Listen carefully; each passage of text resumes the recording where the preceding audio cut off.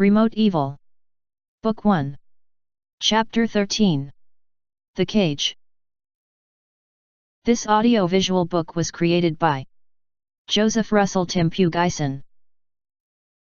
When she regained her bearing after the electrocution, she fully saw the hell she was in.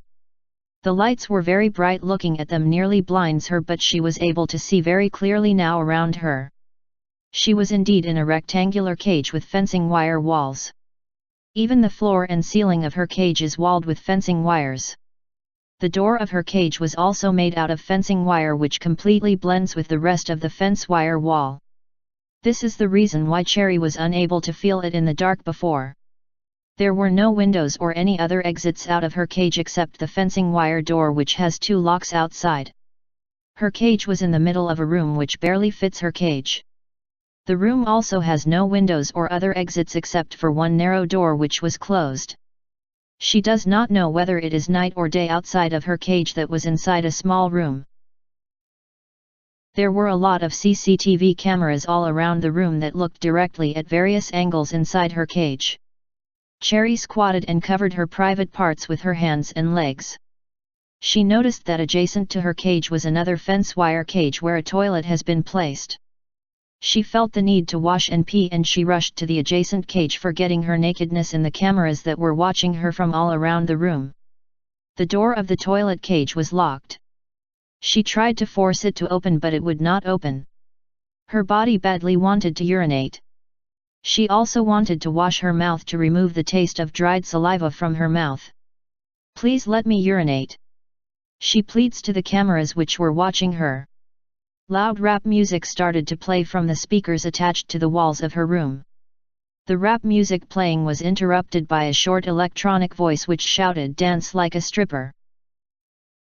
Cherry was shocked but refused. A small hole in the ceiling of the room opened up.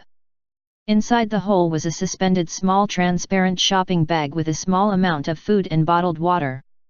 She can reach it, but she cannot get a hold of it. The fencing wire of the ceiling of her cage prevents her from getting it.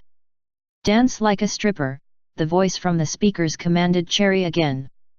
Cherry knew that the voice from the speaker was trying to bribe her, so she will dance like a stripper by offering her food, water, and the right to use the toilet. She immediately realized that her rapist was trying to condition her like a dog. She has watched documentaries where psychiatrists use different kinds of rewards to train the dogs to obey their commands. She was the dog, the food and toilet access were the rewards, and her rapist was the mentally sick psychiatrist. She refused to obey him. "Go to hell!" she shouted in front of the many cameras looking at her. She was electrocuted in an instant. But she did not black out. It was either she was getting more used to the electrocutions or she was getting electrocuted less by her unknown rapist. She also became aware that there were several shock collars locked in her body. There was one locked on her neck. There were 2 shock collars locked in each of her arms. There were 4 shock collars locked in each of her legs. "Dance like a stripper," the voice from the speaker commanded again. She still refused to obey him. She readied herself to be electrocuted again. She thinks the electrocutions are affecting her not as much as before. "I can take it," she shouted to herself defiantly. She was indeed electrocuted again, but this time it was different. She was electrocuted less, but she was electrocuted much, much longer than before. It is as if she was being tortured instead of being put to near death by the electrocutions being done to her. The electrocutions would start and stop on a timed interval. Whoever was electrocuting her was giving her time to recover slightly before resuming to torture her again by electrocution. She could not stand the pain of her torture. As if her sanity was fast leaving her. "Please stop! Stop!" she shouted in pain while crying. The electrocutions stopped. "Dance like a slut," the voice from the speaker commanded again. She is not thinking anymore. Her brain and body were numb with pain. All she can think about was how to stop the electrocutions being done on her. She with all her might tried to stand up despite still being very weak from the electrocutions she received. She weakly crawled up to stand, holding the fencing wire walls as crutches. She danced as slutty as she can. Dance more sluttier slut. The voice from the speaker commanded Cherry. She can hear his insulting laughter coming out from the speakers. She does not think anymore or resisted. She just obeyed. Cherry danced as sluttiest as she can. The rap music became louder.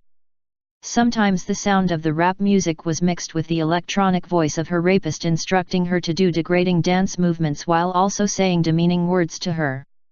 As if he was treating her like his pet dog. Cherry humiliatingly danced for the cameras for a long time. Then after a while the door of the toilet cage unlocked itself automatically. Cherry realized this and rushed to the toilet immediately to relieve herself. Even while sitting in the toilet, Cherry could see a lot of cameras pointed in her direction. She pitied herself, but the urge to defecate and pee was more important to her now. She finished relieving herself in front of the many cameras that were watching her. She washed up and tried to see if she can find a way to get the food suspended in the ceiling of the outer room. She still could not access it. Touch yourself. The voice in the speakers commanded Cherry. She stood motionless, unable to act on what the voice in the speakers commanded her. The electrocutions began again. After a while she again surrendered to her rapist, unable to bear the pain of the electrocutions she was experiencing. She weakly feigned masturbating while crying. After about 10 minutes a small area in the fence wire ceiling of her cage opened up. It was directly under the suspended food on the ceiling of the room.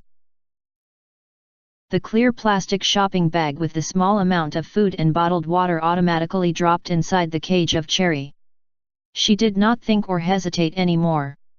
She hungrily drank and ate everything inside the clear plastic shopping bag. After drinking and eating, she felt a small amount of relief from her tortures. She felt like closing her eyes, then sleeping to try to forget everything that was happening to her. Put your garbage in the bin.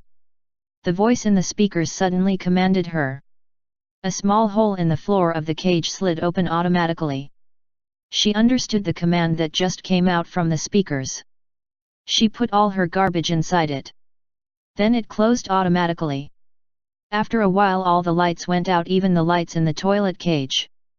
Go to sleep. The voice in the speakers commanded her. She felt relieved and laid crouched on the wire floor. She was still weak and in pain from all the electrocutions she just experienced. Sleep was her only way of forgetting the hell she was going through. She felt once again cold all over her naked body. She crouched on the floor to rest. It was very dark again all around her. She again could not see anything. She was not scared anymore or angry. She was just very tired. Her eyes started to droop. She felt nauseous. In just a short time she was asleep again. End of chapter.